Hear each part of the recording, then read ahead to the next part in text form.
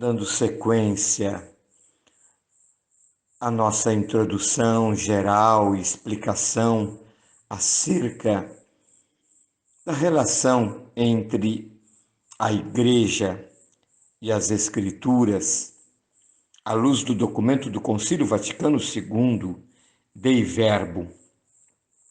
Abordaremos hoje o capítulo 3, que fala da inspiração da Sagrada Escritura e da interpretação das Sagradas Escrituras. São temas importantes. Às vezes o católico não se sente motivado ao estudo, à meditação bíblica, porque falta instrumental, lhe falta uma cultura bíblica que o desperte para o contato com o texto. É por isso que antes de cada livro bíblico, no nosso estudo e meditação bíblica, nós fazemos também algumas explicações acerca das Escrituras e também do livro bíblico. Esse capítulo 3 da Dei Verbo começa dizendo assim: as coisas divinamente reveladas que se encerram por escrito e se manifestam na Sagrada Escritura foram escritas sob inspiração do Espírito Santo, pois a Santa Mãe Igreja, segundo a fé apostólica, tem como sagrados os livros completos, tanto do Antigo como do Novo Testamento. A Igreja tem consciência que os livros do Antigo e do Novo Testamento são inspirados pelo Espírito Santo, ou seja, Deus conduziu os escritores sagrados, segundo a sensibilidade deles, a cultura, a língua, o momento, os destinatários para os quais eles escreviam. Mas Deus conduziu que eles escrevessem aquilo que ele desejava, ou seja, a verdade acerca de Deus mesmo e da fidelidade a Deus. No entanto, meus irmãos e irmãs, no começo da Igreja já se tinha uma gama de livros do Antigo Testamento e do Novo, naturalmente, toda a gama de livros, mas havia dúvidas quais os livros eram inspirados. Porque havia também outros livros piedosos, pensemos, por exemplo, nos chamados evangelhos apócrifos.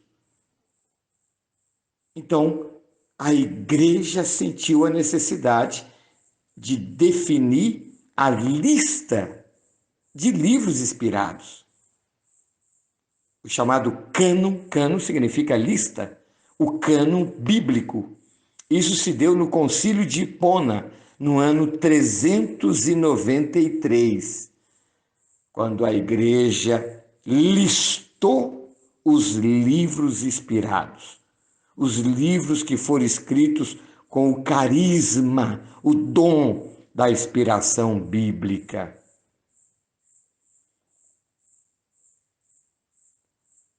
Então,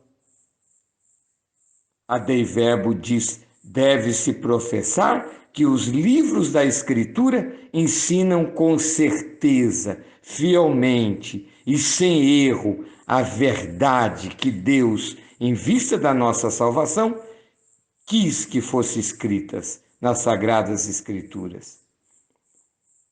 E aí a Dei Verbo cita a segunda carta de São Paulo a Timóteo, no capítulo 3, versículos 16 e 17.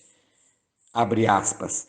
Toda a Escritura divinamente inspirada é também útil para ensinar, para corrigir, para instruir na justiça, a fim de que o homem de Deus seja perfeito, preparado para toda boa obra.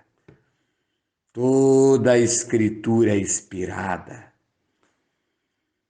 E aí a Dei Verbo começa a falar sobre os critérios para se interpretar a Sagrada Escritura.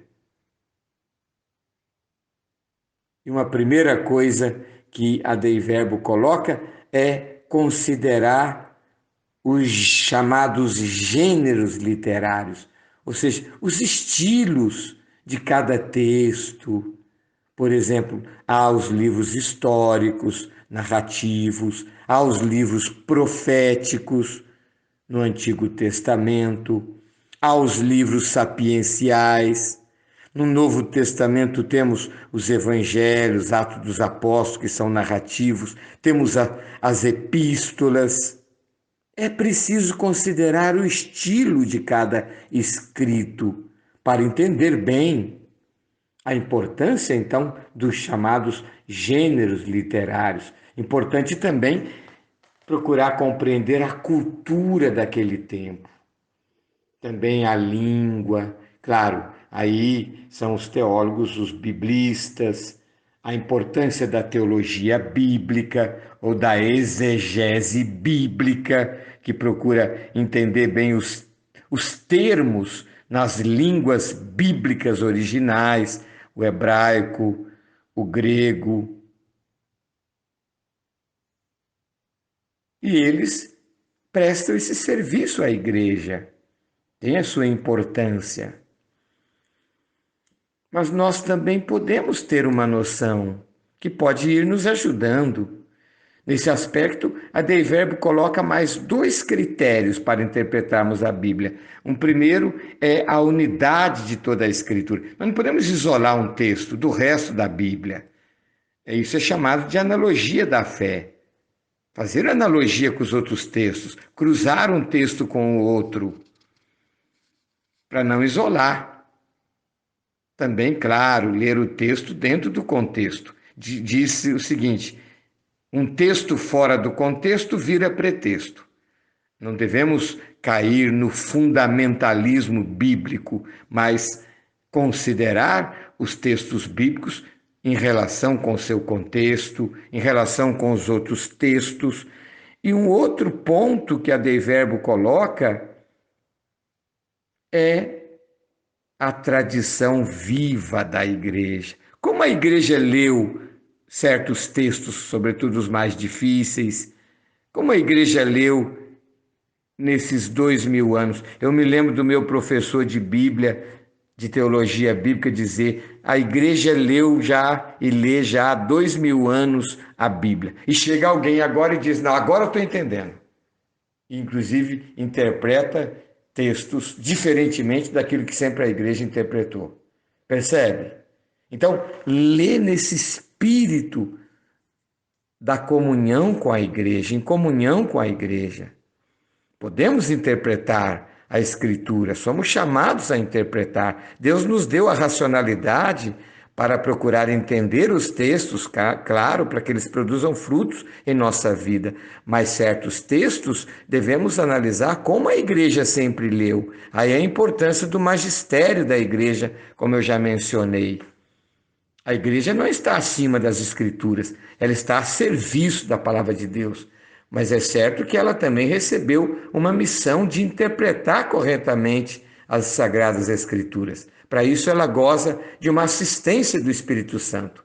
Nosso Senhor Jesus Cristo disse no capítulo 16, versículo 13 do Evangelho de João: o Paráclito que o meu Pai enviará a vocês vos conduzirá à verdade plena. Então o Espírito Santo, enviado pelo Pai e por Cristo, garante a verdade na igreja. Assiste a igreja na interpretação das Sagradas Escrituras. Louvado seja nosso Senhor Jesus Cristo, para sempre seja louvado.